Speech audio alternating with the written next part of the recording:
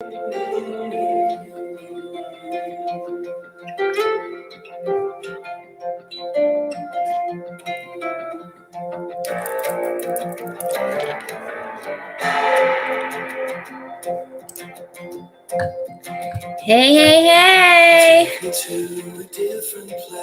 It is 3 o'clock again on a Thursday.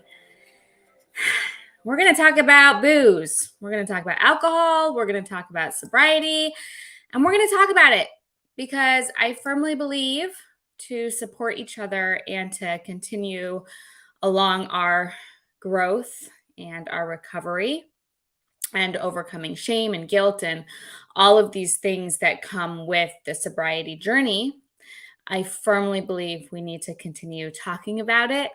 And this will ultimately help reduce the stigma around addiction and raise awareness so that 1 in 10 of us who are struggling with some kind of addiction can have some hope and make some progress towards their own recovery. So that is the goal of today, is to talk about it and to raise awareness, and I'm pumped. So this whole week, if you've been following along, you've seen just so many stories about the sobriety journey. And that started with a Sober Story podcast, which dropped on Monday. Emily is the founder of this just gorgeous podcast, and that word applies because what she is doing with her vision with her podcast is allowing each person's story of sobriety to have the spotlight in her podcast, which is very rare and very unique. And so she is on, this is her quote, she is on a mission to feature the stories of everyday people as they walk us through their relationship with alcohol, how it changed over the course of their life, ultimately leading to a decision to live a sober life. So check it out. I watch it on Apple Podcasts, but you have to type in all 4 words, A Sober Story Podcast, and you can find my sober story there as well. So big shout out to Emily for just unveiling what we need so much in the world of sobriety right now, which is just real, raw, bittersweet stories of sobriety. Like, we want to hear the good, we want to hear the bad, we want to hear the ugly, and we want to celebrate with you. And that is just so, so, so important. I'm going to get passionate today. I can already tell. So thank you, Emily. Thank you for allowing me to share, some of my story. You did such a gorgeous job editing it as well. The effects and just the sound, and she just really draws you into the story in such an incredible way. So A Sober Story Podcast, check it out. And there's a ton of great stories on there. So what we are talking about today, I've really pulled together, and it was so hard to do this, but I pulled together and limited it to about 12. I know that's a lot, but just 12 topics or, notes about sobriety that I wanted. It's like the one notification you can't turn off, and it's my doctor. But she can wait. She can wait. I do need to talk to her, but she can wait. So many kind of just different things. I get asked every single day, Louise, how did you get sober? Louise, how did you do it? What did you use? What programs did you subscribe to? How long have you been sober for? Etc. Oh, hey, Buddy Hugspot Podcast. I love you. Thanks, man. Thanks for the support. And yeah, check out the podcast. It's awesome. And Buddy Hugs Podcast also is watching and has a killer podcast too, if you guys haven't checked it out. So yeah, almost on a daily basis, people ask me, how did you do it? How did you get there? What did you use? And I'm really careful to answer that question, if I'm being completely honest. My audio is gone. I think that's delayed. I think that's from when the phone was ringing. So hopefully it is working. We had tech problems last week too. I might stop using this service. So I'm really cautious about sharing my journey. And the reason for that is point number one is that you are exactly where you need to be. And so I love hearing sobriety journey stories, and especially when we get to the happy, freedom, glowing skin, glowing eyes kind of phase. But it's also really important not to play the comparison game. So it's important to get influence from people and to be supported by people, but we don't want to get caught up in that comparison game because, again, comparison is the thief of joy. I don't know why I don't have sound, but I'm just going to have to keep talking. Let me just. Okay, I'm not muted there. I'm just going to leave for a second. Nope, I want to stay. I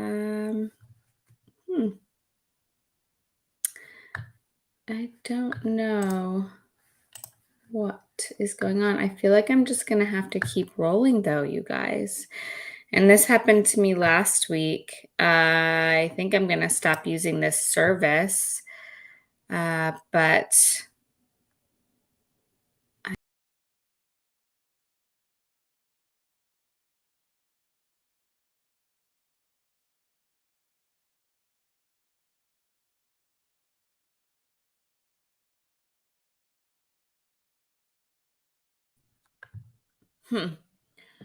I'm not sure. Let me kick off and kick back in.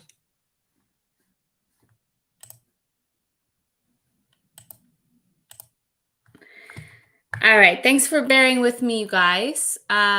This is the second week in a row. So we are, what is it? Fool me once, shame on you. Fool me twice, shame on me. So I think this is one of those shame on me situations. And I am going to try something different next week for sure. So anyway, let's just kind of keep checking on because I have a 3:30 end time here. So,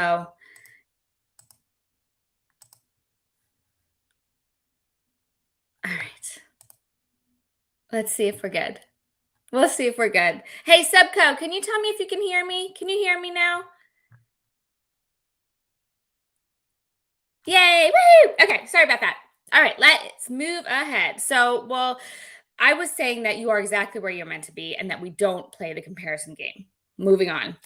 The second reason I'm really hesitant to share my journey without having a little bit of context as to the reason why somebody might be asking me about my journey is that each of our journeys is uniquely different. So we're all in this together, absolutely. But we are all taking separate paths and we kind of intertwine and come together and crisscross, if you will. And so, again, what worked for me and what were some of my biggest successes in my sobriety journey might not necessarily be applicable or work for you. So, you're exactly where you're meant to be, and everyone's journey is uniquely different. As long as we can acknowledge that, then then yes, let's support and uplift each other with each other's stories. The second one, this shit ain't easy. I'm just gonna say it right now. It is not easy. Not easy. Getting sober is not easy. And if you want like another kick in the stomach or gut punch, the journey lasts your whole life. And that is a beautiful thing. And I actually have Kaizen tattooed on my wrist because it means continuous improvement. And I hope that the day I die, I am still working and learning and improving and trying to get better every single day that I'm on this earth. So it's not easy. It can be a total mind fuck. And the cool thing is that once we start to train our brains and do the work, and this is a lot of what we do in the academy of just trying to look at things from another perspective, right? Can I look at this from another perspective? Then you start to experience that beautiful transformation. So what might in the beginning feel awful and feel horrible and feel insurmountable when looked at from another perspective, which takes training, unbelievable things are accomplished. For me, 20 years of daily debauchery, right? That's what I did to my body and my heart and my mind and my soul for 20 years. I didn't love myself and I abused myself. And it doesn't just, you can't flip a switch and change it overnight or in a month or in a year. It's a long process. I actually just got a hold of some of my childhood journals, and I was suffering from self-harm and depression and anxiety from a really young age, early teenage years. And I was reading some of my entries, and they're painful. They're so painful to read. The way I talk about myself, the way I treat myself. And it is no surprise that has taken me until 40 to really be where I am today. So have some grace and compassion for yourself through that process. This is one I'm super passionate about. Ditching the booze is temporary. Everlasting change requires doing the inner work. And I talk about a lot of this. A good video to watch of this one is my bad habits video, which is on all of my channels, but YouTube's probably the easiest. And really the point I'm trying to make here is that anyone can ditch the booze for a certain amount of time, whether that's 24 hours, maybe it's 30 days, maybe it's a year, maybe it's several years, right? But until we do the work, the hard shit, the stuff that makes us cry in front of a room of strangers, like we saw in the academy yesterday, until you do that, you will rebound or you will go back to addictive behaviors at very least.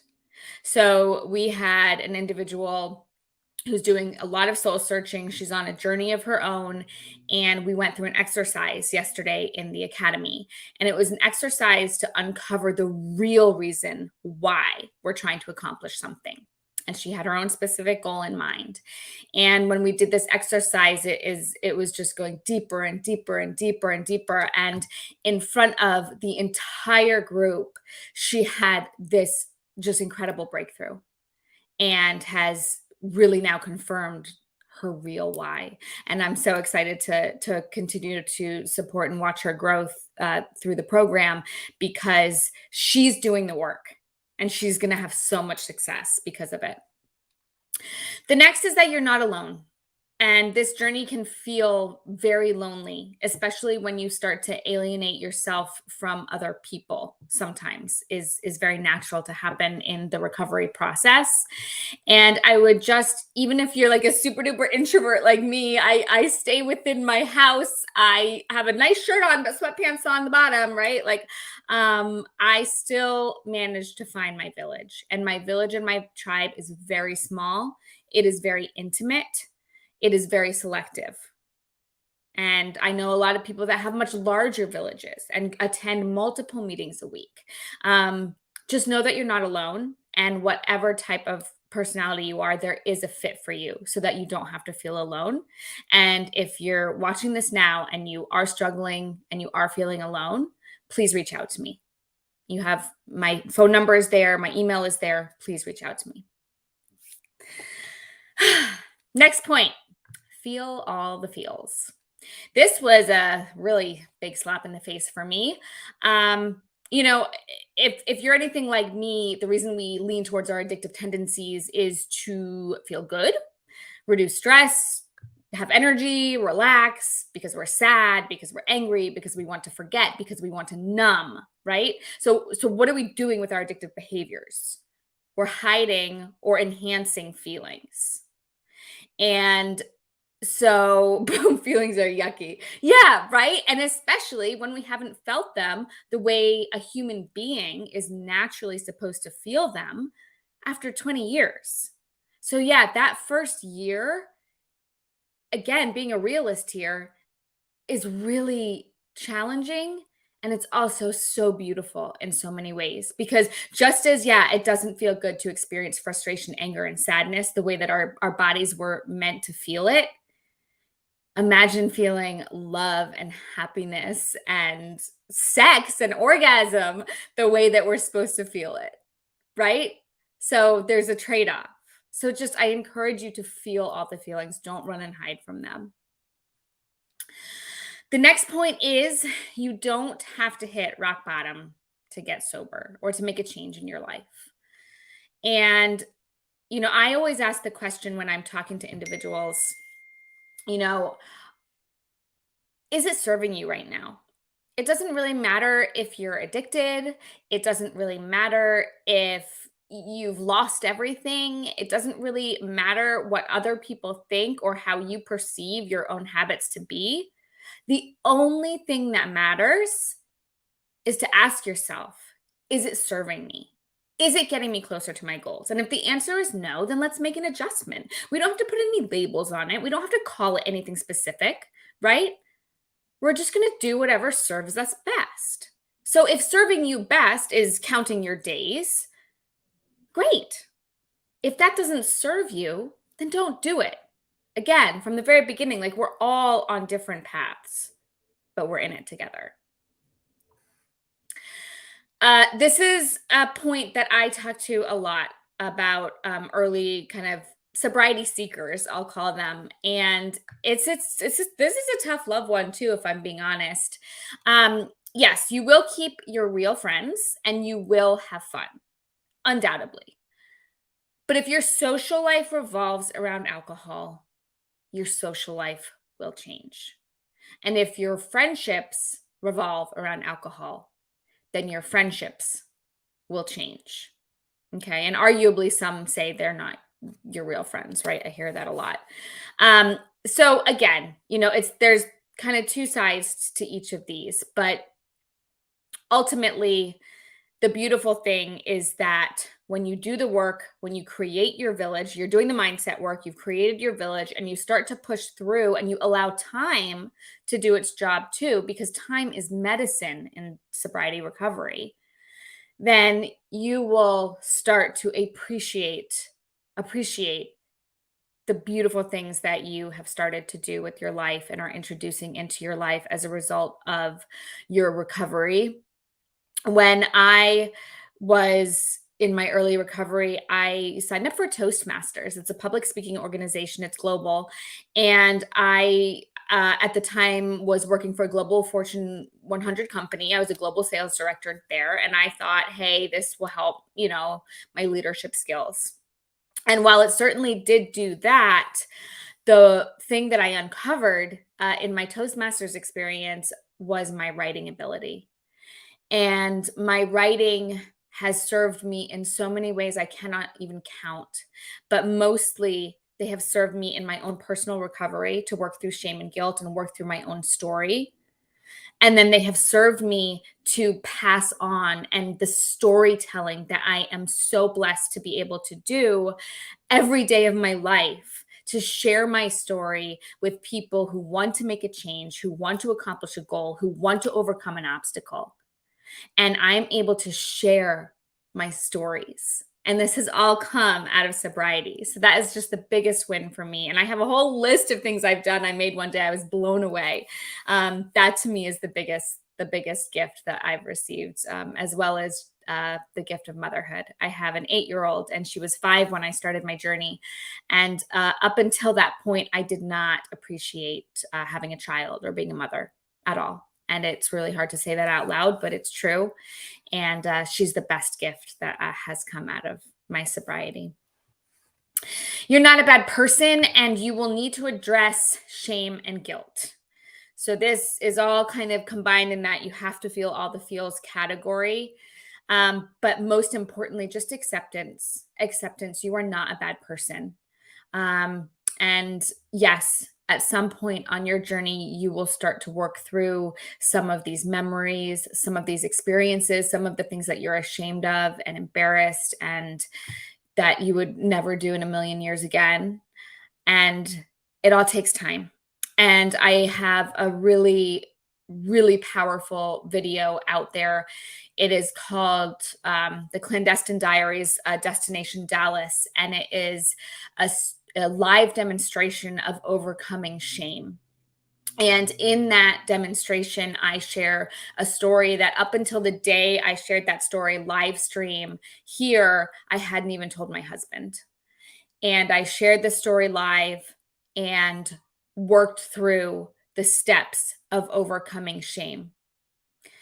And yeah, making amends with yourself, not just others. Absolutely. I would argue that's probably the biggest one because we're our own worst critic. So check that out. That's also on any of my platforms, but YouTube has like the full version. It's really powerful, but do expect that to be part of your journey. I think we made it. This is the last point, and it's the best point ever. And I know I keep it real when I'm rolling through some of this stuff because I think so much in the sobriety journey we see first steps and we see quote unquote last steps. So I've already identified there are no last steps, right? Life is a journey. It doesn't matter if you're working on sobriety or not. I hope you're working on yourself. And I think we miss out on the middle quite a bit. And I'm very active in a lot of the online communities, and I see so many people struggling and hurting so badly in the beginning of their journey. And, then we see on the flip side, look at this amazing thing that I did, look at this amazing milestone. And these are all worthy celebrations. And the pain is also worthy to share as well.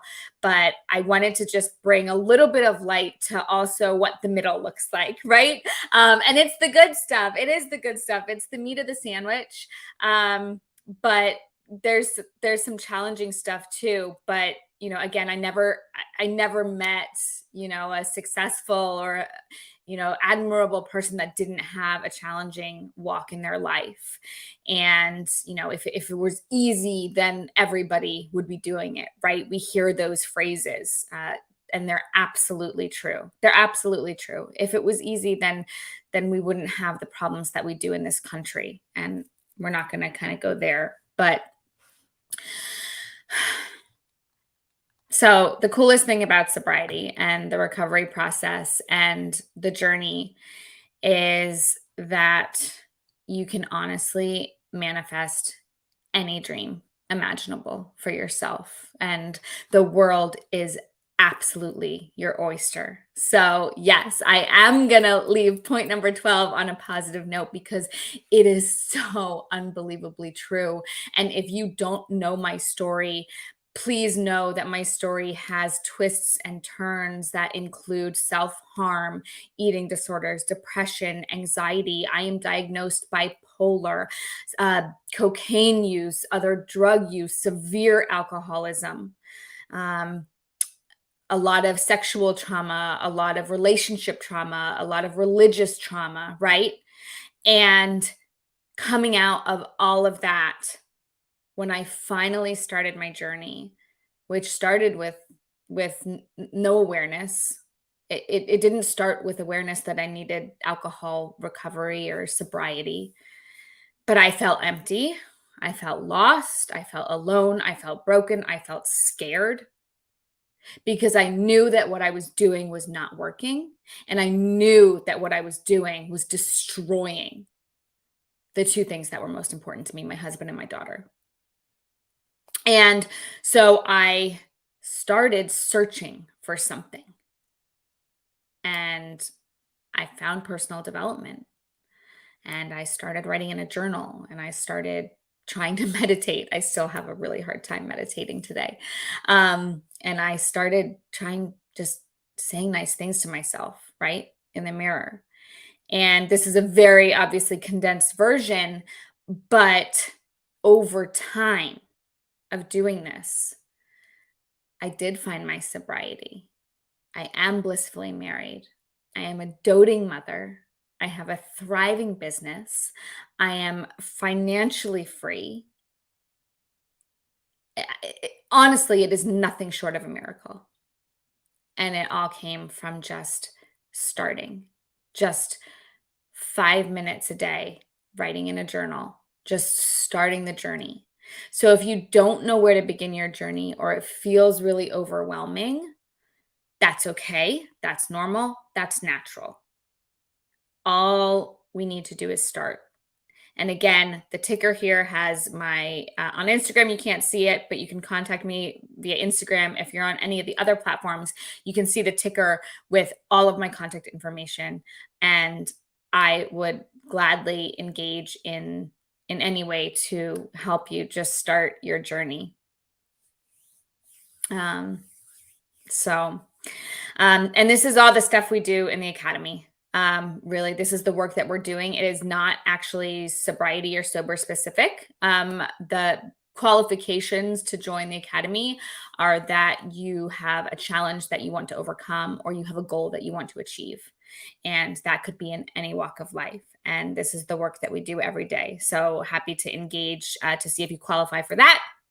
But otherwise, please just know that I'm going to end where I began, because I think it really is the most important piece here, is that you are exactly where you are meant to be.